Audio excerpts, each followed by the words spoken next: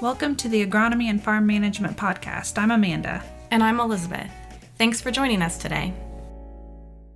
While we have pretty widespread weeds of concern in our fields, there are patterns in herbicide programs and application timing that lead to specific issues in a field, and usually with a tweak of the program or on occasion an additional application.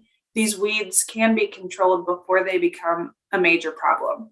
And it's usually less expensive, of course, to handle the breakthrough weeds before they have time to become established and build up a seed bank.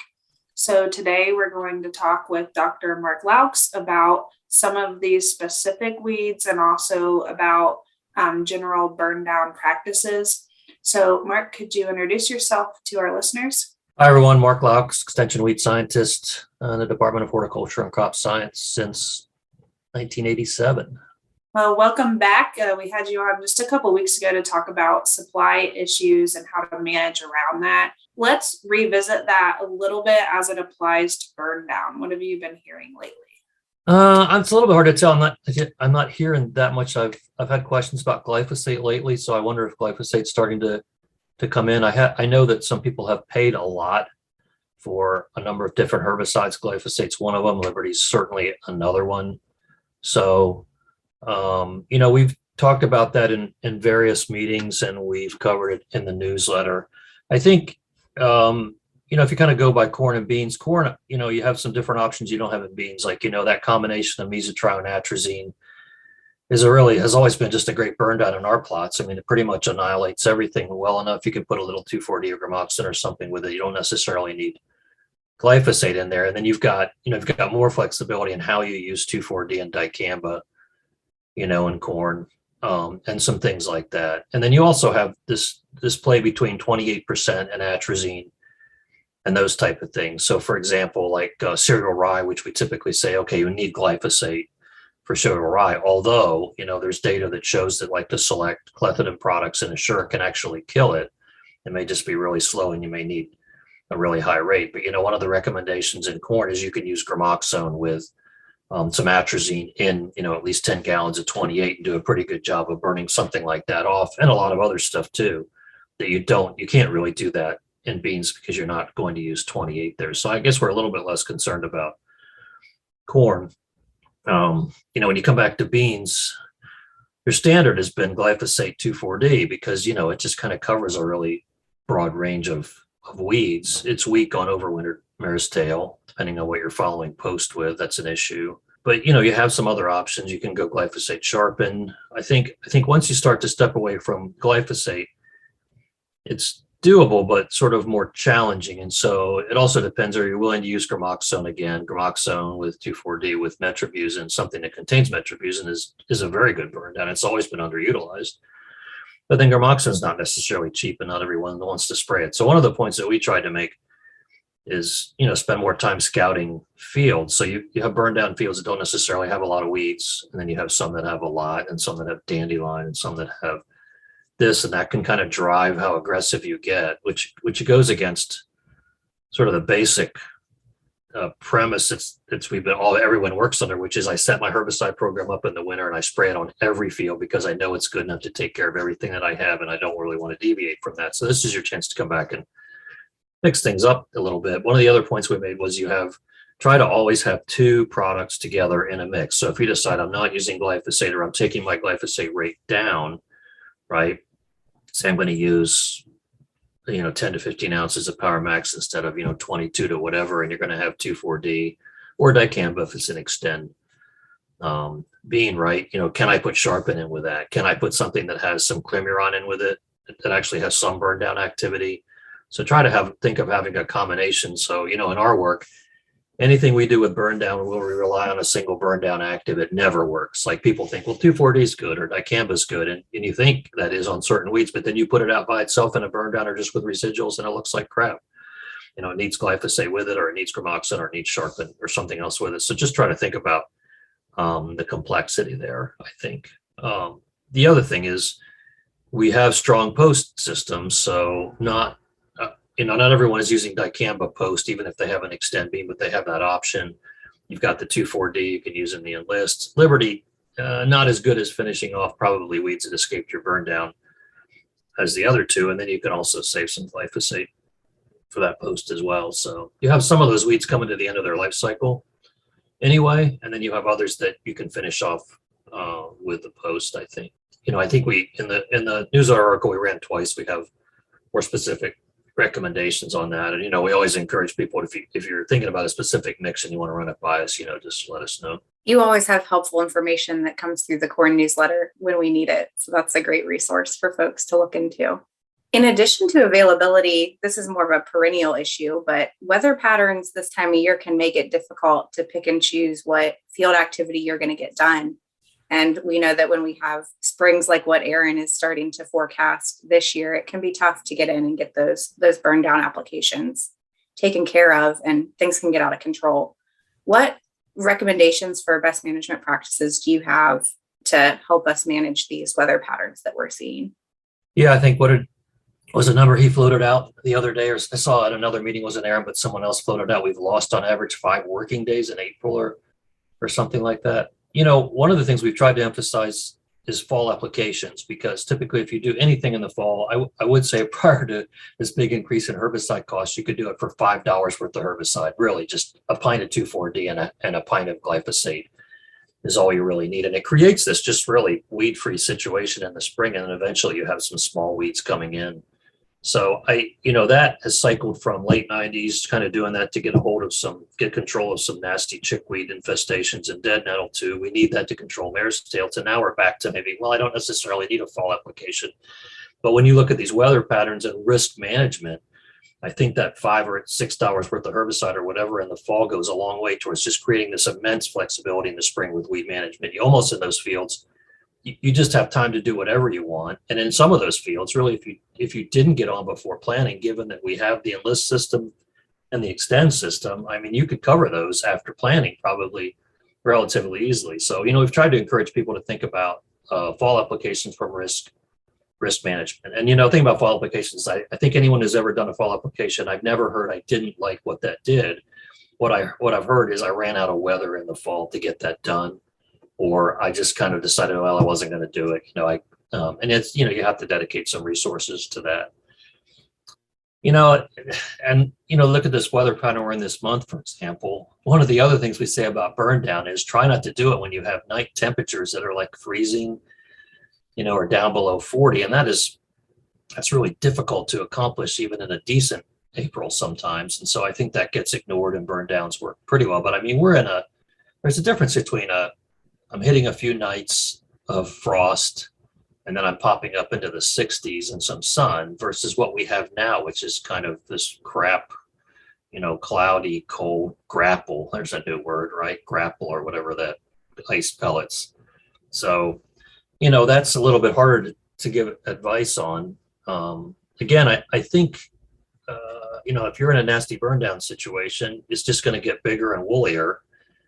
You can wait for warmer weather and everything will work a little bit better. Or you can say, okay, I just need to find some time somewhere in here where I'm at least at 40-degree nights and 60 during the day to get this on. And then, my post will kind of finish off what I need to if it doesn't work well enough. But this is exactly the weather that when we compared fall applications to spring applications way back, this is exactly the weather where you put glyphosate 2,4-D on and you look at it like 2 weeks later and say, this hasn't done anything. Like, it's just sitting there and it's kind of slowly dying, but that's really what drove some of those fall applications. Great advice. Our standard advice also is just make things more complex, like bump your rates, put another product in, do something like that. So in those situations, did they eventually die, or is there a time period where if you continue to have cooler temperatures, it just kind of outgrows it because that activity on it? No, they didn't typically outgrow it. So I think of chickweed and dead nettle, for example, which are two big targets there, and they just kind of sit there and wither and just they don't disappear. One of your goals in that situation is I'm trying to clear them out, get them desiccated so that the soil dries out and warms up. Right, I can get planting equipment through it, especially if you think of a nasty chickweed infestation, which we may not have as many now. So they just kind of sat there, and they didn't grow. They just basically sort of turned and just kind of slowly withered away, which they're ending their life cycle anyway. but it didn't accomplish the goal. I'll just give you the comparison. The comparison is second week of April, you can go out with a decent rate of glyphosate. It actually doesn't take that much. If you got a warm, sunny day on chickweed, it's almost annihilated in a week. Like it's just gone because it's very responsive weed to glyphosate compared to these type of conditions we have now where it just kind of sits there and kind of hangs on. I guess the expression would be it's dead. It just doesn't know it. So if we were to get a couple days, 3 or 4 days in a row of good temperatures, that would be sufficient in this kind of scenario. I think you'd want to give it a day to warm up and then hit it.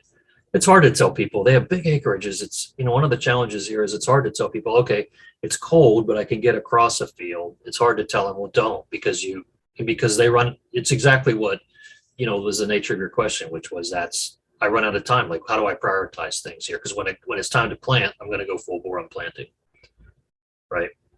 Now, again, you have these options. Things like, it reduces the effectiveness of things like Lexars, I guess, Acuron, or you name it, Reservoir, can go on after planting, right, in corn. So you have some flexibility there. What the limitation is, prior to planting or before the corn's up, you can take that and add crop oil to it and a little 28 and kind of do whatever you want. Once the corn's up, you can't do all that. You're limited. You're gonna whack the corn if you do that, right? So you're back to just surfactant, but then you can also throw a little bit of dicamba or glyphosate in with it. As well. And soybeans, again, you've got the enlist system. It's just that burn down gets tougher. I mean, you take a weed like mare's tail would be one, especially if it's overwintered, where things that work the third week of April don't work mid-May necessarily. But you do have some flexibility there for sure. So if I get to late summer and mare's tail is my main weed that's popping through the canopy, what went wrong or what should I have done, do you think? Well, for mare's tail, the system's been, I need a burn down. You can do fall, which takes the pressure off your spring, and I want residuals. Prior to these current systems, when you had Roundup Ready and non-GMO, we had to make the residual last long enough so that the soybean canopy took over and you really didn't have a post. Now we have effective post.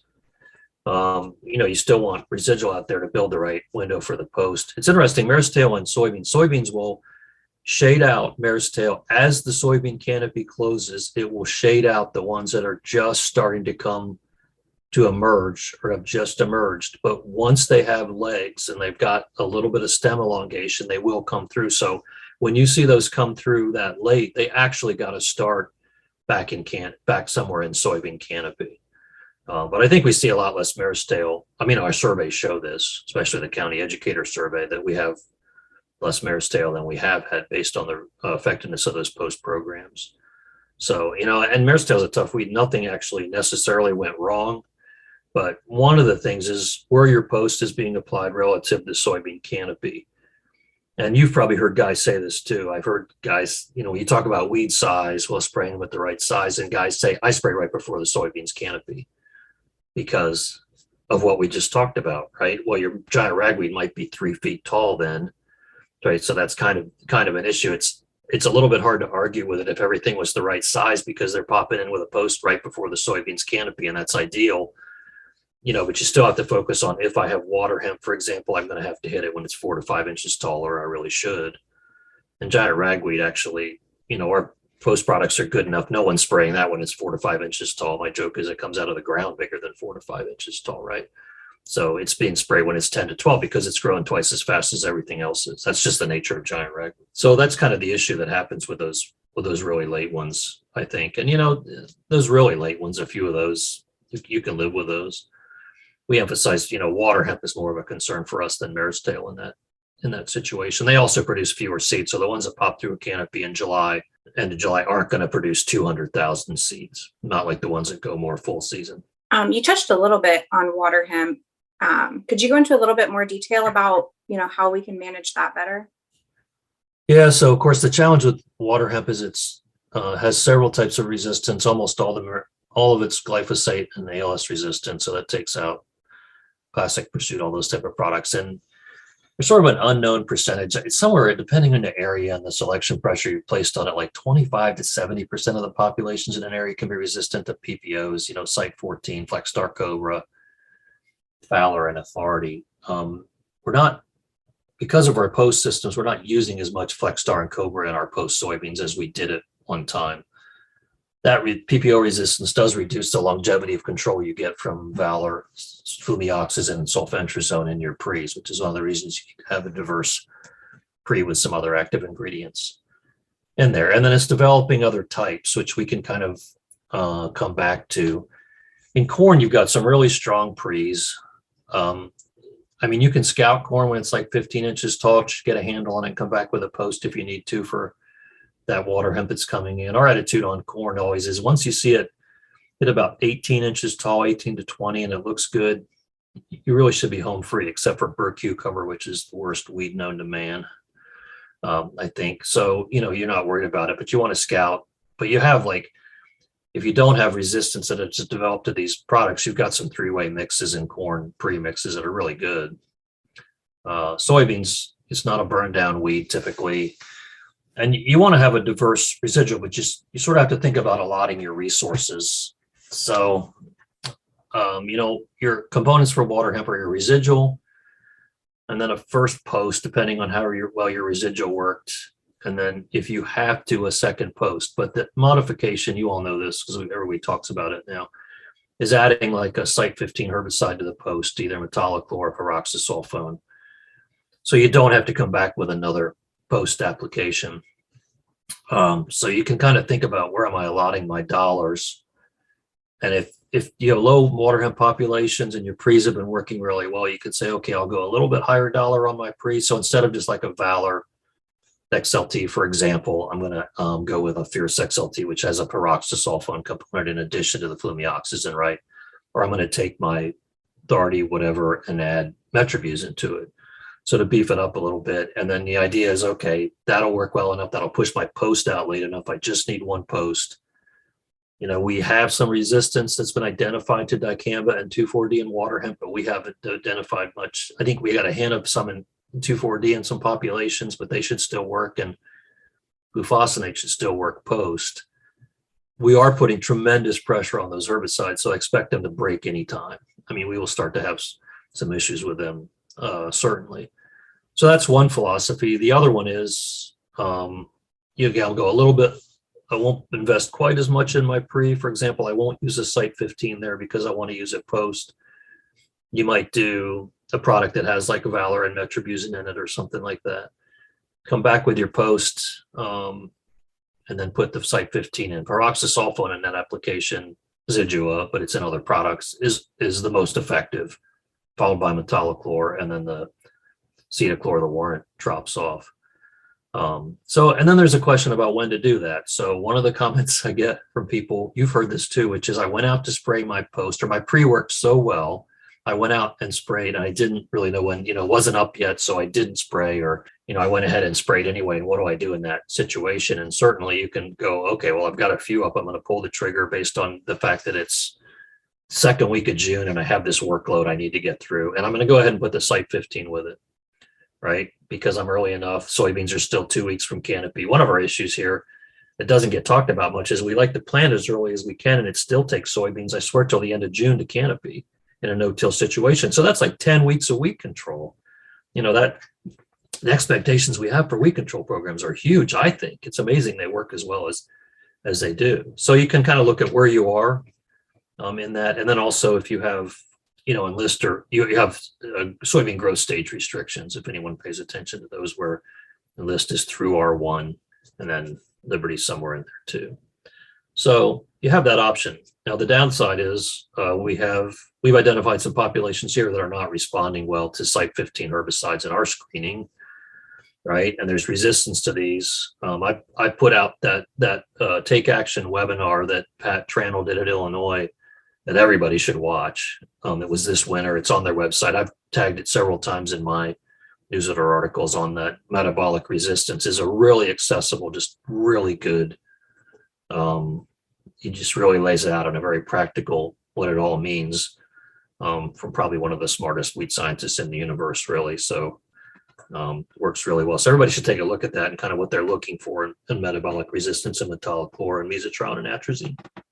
There's another sort of question there, which I didn't address in this week's article, which is, what am I looking for to see that type of resistance, which we can talk about here if we still have time. You mentioned burr cucumber, and In pesticide training this month, I had several farmers shaking their heads when I asked if that was an issue. It's mostly because it comes up so late that it's a concern. Yeah. So you want to talk about that a little bit more? Yeah, we had a year, I don't know what happened this year. We had the conditions that really favored burr cucumber. I think for those guys who have it, it's the worst weed that they deal with. And it's exactly what you said. You can have a really good program in place, and I'll talk about what that is. And then it comes in the second week of July, and it still has time to wrap around corn and take it down.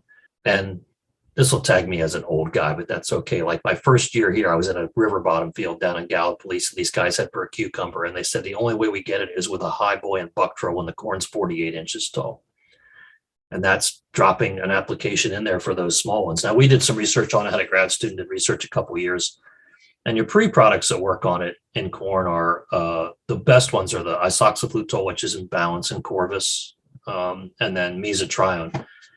And so what you want to do in corn is start off with a good pre that has one of those in it. And then you can kind of watch things, but the one post product that has residual is mesotrione.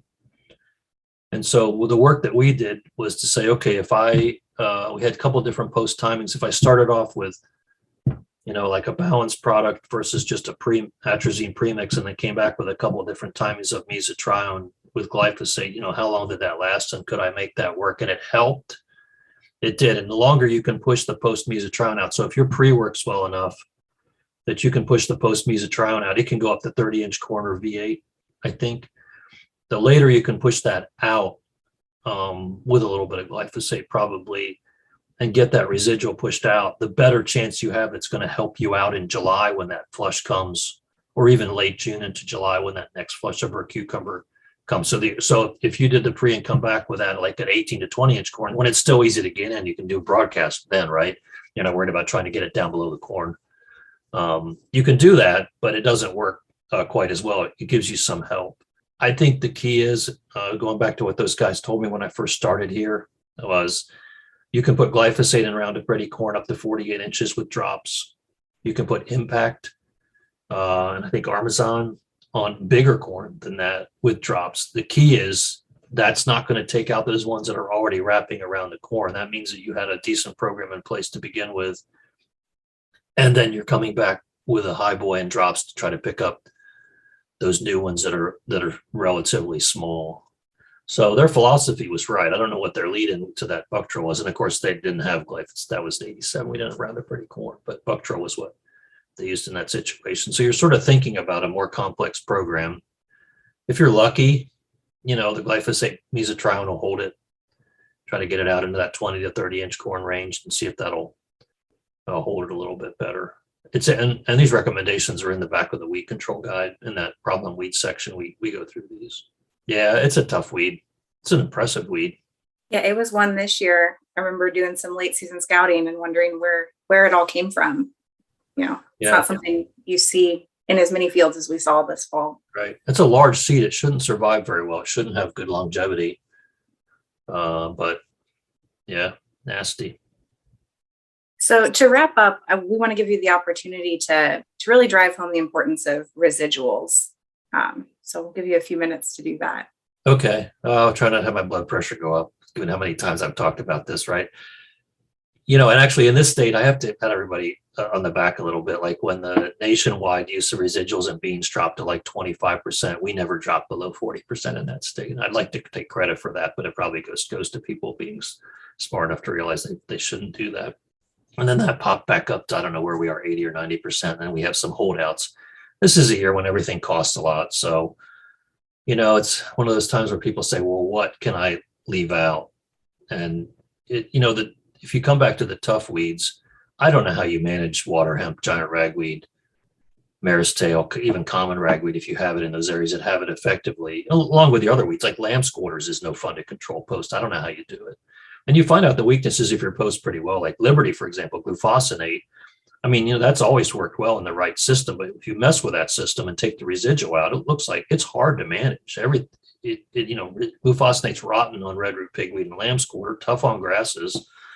So, and so you can go into a split post and say, I'm leaving residual out, I'm going to do a split post. And if you do it right, that can work, but that's not ideal. So, a reminder on the residuals, those weeds have long periods of emergence. So you've got to get a start to push your post out late enough to try to get some of those late emergers. The pitch we made, back when we were trying to push residuals after that Roundup Ready thing kind of came out and everything started to look bad, was guys are managing large acreages, and weeds will start to reduce yield in soybeans when they exceed about 6 inches tall, right? And so you're basically trying to make sure you're maintaining your maximum yield potential. So the bean, based on weather and fertility and everything else, from a weed science perspective, right, it has a yield potential, and weeds are a detractor from that. So you're trying to make sure they're not detracting from yield. So that's one of those things where you don't use a residual or don't use enough, and you have a patch of weeds that comes up and you don't get back to it until they're 8 to 12 inches tall. You've lost some yield in those areas probably, right? So you haven't maintained maximum potential. You're trying to spread out your workload and reduce risk. A total post program is a really risky type of thing in terms of where do I time that, and then if I get weather like this, when it's just raining, hopefully not snowing in June, but who knows, then, that's a problem situation. So I know the temptation is there. There was a guy in a meeting a couple of years ago who said, I think I'm not going to use residuals anymore. This is before we had Roundup Ready or Extend and Enlist and everything. I said, I'm going to take out my residuals. And I said, I think you'll probably find out how much mare's tail you have when you take the residuals out. But, the problem is that the cost is up. There are some cheaper alternatives. One of the ones I floated, this is actually amazing to me, but if you have the GT27 bean, and I just figured this out, other people knew this before me, but you can use mesotrione on that bean pre-emergence. And given that we use a lot of mesotrione in corn, I don't know that that's really the best stewardship of that active ingredient and that type of resistance, but mesotrione's $1 an ounce, or was. Like, that's a slug of residual weed control for like $5 or $6 if you can get it, if you get it for that on that bean. Can't use it on any other bean. But yeah, you can identify in the survey, you see these too. So if you're a county educator and you've done the survey for us, or in our surveys, you come across a few fields. You see a lot of fields where you have escapes, like I've got giant ragweed here, or I've got mare's tail, or I have water hemp, or a little bit of this, and you're like, okay, something didn't cooperate here, or wasn't implemented exactly right. And then you have fields where you've got everything, like you got lamb's quarter, grass, all these, and you're like, no, this guy, he didn't even, the program wasn't even right to begin with. There's a program, didn't have a residual, didn't do this, or whatever. So you can sort through them, though. Just a reminder that, the weed control guide, again, is a good reference when you're trying to sort through what you need. And giant ragweed is a good example of, you really only have a couple active ingredients to give you giant ragweed residual, quimeron, clarencelam, and also some pursutum, azethipure. And once they have ALS resistance, you don't have any. But so you need to make sure you pick the right products. Yeah, I think you hit it right on. I mean, that's what I saw in my weed surveys exactly, is like one weed broke through. And that's really why we wanted to do this podcast. If you're seeing one specific weed, then figuring out what went wrong, if it was within your control, and addressing that, versus when someone just has a bunch of weeds and they're like not trying. So, thanks, Mark. I think this was really helpful for people narrowing down, especially if you don't have enough of something to cover all your acres this year, or don't want to spend the money, but also know that you don't have to spend the money on every acre, right? You can address issues field by field, like you said at the beginning. You can, but it does require more scouting. Yeah. We're gonna have to get eyes on fields more than we typically do. All right. Well, we can link up that video you talked about, and you guys have a blog out some. The weed control guide, I think, has been reprinted. Do you know if it's back available? Oh, I think I saw it available. You can always get the PDF. Anything else for our listeners today? I don't think so. Good luck with this weather. Yeah, hoping it dries up fairly soon, but doesn't look good in the forecast, unfortunately. So, all right. Well, thanks everyone for tuning in. Thanks for listening to the Agronomy and Farm Management Podcast. Join us again in 2 weeks for our next episode. Hey, podcast listeners, just a reminder to give us a like or subscribe so you know when we release new episodes. If you're enjoying the podcast, be sure to leave us a review also. We appreciate the comments.